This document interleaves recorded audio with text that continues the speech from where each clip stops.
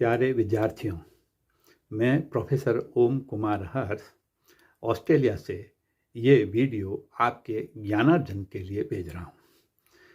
प्रिय विद्यार्थियों, जैसा कि आपको मालूम है कि हाल ही में मैंने यानी कि प्रोफेसर ओम कुमार हर्ष और नंदलाल सेवक ने मिल करके एक भौतिकी की कुछ श्रृंखला शुरू की है और इस श्रृंखला का उद्देश्य आपको फिजिक्स के कंसेप्ट के बारे में बताना।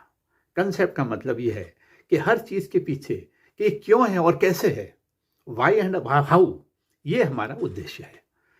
हमारा उद्देश्य इस बात तक सीमित नहीं है कि हम केवल ये बताएं कि ये चीज़ ऐसे, ये इसको गुणा करने से ये होता है, इसको भाग करने से होता है, ये ऐसे डिविजिबल है, ये ऐसे आ जाती है और ये ऐसे पाई जाती है।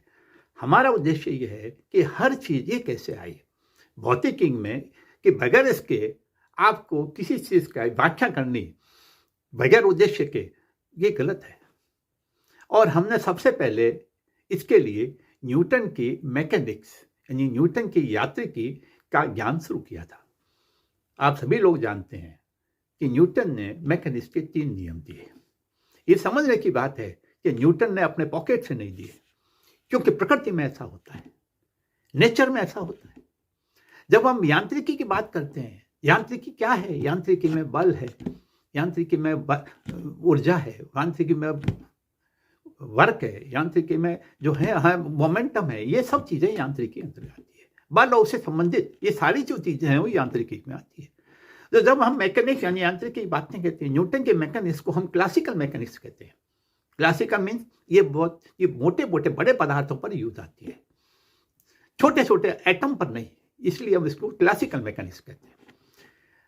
प्रिय विद्यार्थियों, आप जानते हैं कि न्यूटन ने 3 नियम दिए और इन तीनों नियमों में पहला नियम, आज संक्षेप में बात करें, अगर हम नटशेल में बात करें तो पहले नियम में पहला जो है वो कहता है कि बल क्या है, बल की परिभाषित करता है। और दूसरा नियम बल के अमाउंट को, उसके परिमात्र, उसमें कितना परिमाण है उसकी वो व्याख्या करता है। और तीसरा नियम बल की दिशा बताता है। ये शॉर्ट में ये चीज़ें हम न्यूटन के नियम से एक्सप्लेन कर सकते हैं। लेकिन विद्यार्थियों, हम आगे जाते हैं। हमने बहुत सी बातों का जो है वो हमने 2 ट्यूटोरियल आपको भेजे और बल्कि तीसरा भी भेजा है, उसमें हमने कई चीज़ों की व्याख्या की है। अभी हम इस वीडियो के जरिए 2 महत्वपूर्ण बातों पर आते हैं।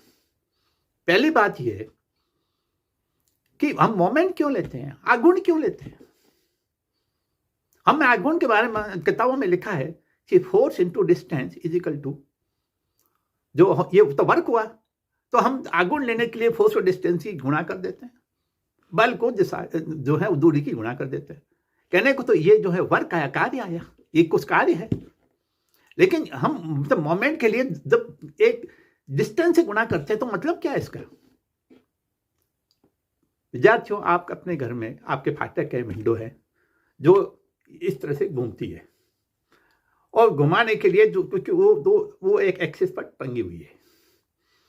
जब आप आपको घुमाते हैं तो घुमाने के लिए अलग अलग बिंदु पर आपको अलग अलग बल लगाना पड़ता है। यानी कि जहां एक्सिस से जुटी है, एक्सिस से आप दूरी लीजिए, तो जहां पर हैंग कर रही है उससे दूरी लीजिए, तो अलग अलग दूरी पर आपको अलग अलग बल लगाना पड़ता है। तो वो दूरी कि जिसके साथ इतना बल हो कि उसको जस्ट घुमा दें। जस्ट का मतलब यह है कि न तो बल उससे ज्यादा हो और ना ही बल उससे कम हो। तो जब फोर्स को डिस्टेंस से गुणा करते हैं, ये तो कार्य आया, तो हम इतना कार्य करें कि एकदम उसको जस्ट घुमा दें। और वो इस तरह की जो दूरी है जो गुणा करते हैं वो उसको मोमेंट कहते हैं। ये सारा मोमेंट आया। मोमेंट लेने के लिए हमको बल से दूरी से गुणा करनी पड़ती है। इस तरह के छोटे छोटे ज्ञान हैं, वो कभी कभी तो किसी किताबों में आसानी से नहीं मिलते। बहुत लोगों को इसका ज्ञान नहीं है।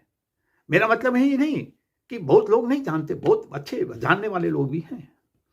खास तौर से बीकानेर में जानने वालों की कमी नहीं है, मैं ये नहीं कहता, लेकिन इसको समझना जरूरी है। दूसरी बात, मैंने जो बात की थी वो जड़ तो आघूर्ण। जैसा कि आप जानते हैं कि आमतौर से 2 तरह की हम गति लेते हैं, एक सीधी रेखा में, एक किसी अक्ष के अबाउट, चारों ओर, जिसको हम रोटेशनल मोशन कहते हैं। हम कहते हैं इन दोनों में भौतिकी की जो व्याख्या है, भौतिकी की जो क्वांटिटी है, संख्याओं की जो व्याख्या है, वो दोनों में इक्विवेलेंट है, एक दूसरे तुल्य है। जैसे लेकिन फर्क यह है कि लिट्टी रेंज सीधे रेखा में मास लेते हैं तो रोटेशनल मोशन में हम मोमेंट ऑफ इनर्शिया लेते हैं, इधर एंगुलर वेलोसिटी या रोटेशनल वेलोसिटी।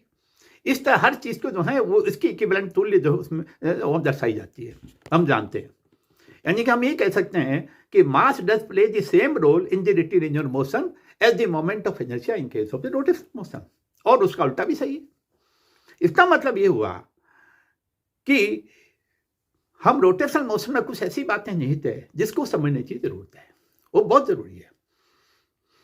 हम जो मोमेंट ऑफ इनर्शिया की बात करते हैं तो हम आसानी से कह सकते हैं कि किसी रिजिड बॉडी जिसका मास m हो और जिसकी रेडियस ऑफ जाइरेशन k हो, उसका moment of inertia m × k² होता है।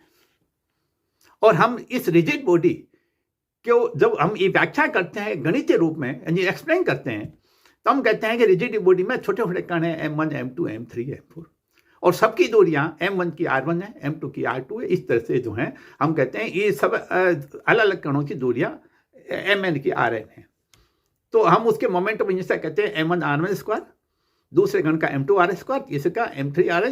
इस तरह करते करते सबका हम जोड़ लेते हैं। लेकिन सवाल यह है विद्यार्थियों की ये m1 r1² आया कैसे है? हमने किताबों में ये बात की, हमें दुनिया की आप कोई किताब देख लीजिए, आप जल्दी से इसका जवाब नहीं मिलेगा आपको। हम ये जानना चाहते हैं कि मोमेंट ऑफ इनर्शिया ये m² गणितीय रूप से सही रूप में, और परिभाषा तो लेकर गणितीय रूप में कैसे आया, यानी गणितीय रूप में सही इसका कैलकुलेशन इसका कैसे हो सकती है, ये समझने की बात है। मैं इतनी जल्दी इस अब नहीं बताऊंगा, आप सोचिए, क्योंकि मेरा उद्देश्य ये जो है वो यह है कि आपको हर चीज़ ये एक कंसेप्ट एक्सप्लेन करना, और मैं अगले वीडियो में और भी बातें आपको व्याख्या करके भेजूंगा। आप जरा इस बारे में सोचिए, और आपके बहुत से प्रश्नों का जो है वो हम जवाब इसी वीडियो के जरिए हम देते जाएंगे, ये हमारी कामना है। मैं आपको शुभकामनाएं देता हूं और विश्वास करता हूं कि ये छोटे छोटे वीडियो जो मैं लगातार भेजता रहूँगा आपके लिए बहुत उपयोगी सिद्ध होंगे, और आपके इस पर तमाम तरह के कमेंट्स हैं वो मुझे बड़े अच्छे लगेंगे। आप ज़रूर भेजिए और आपकी हर समस्या का हम हल निकालने की कोशिश करेंगे। नमस्कार।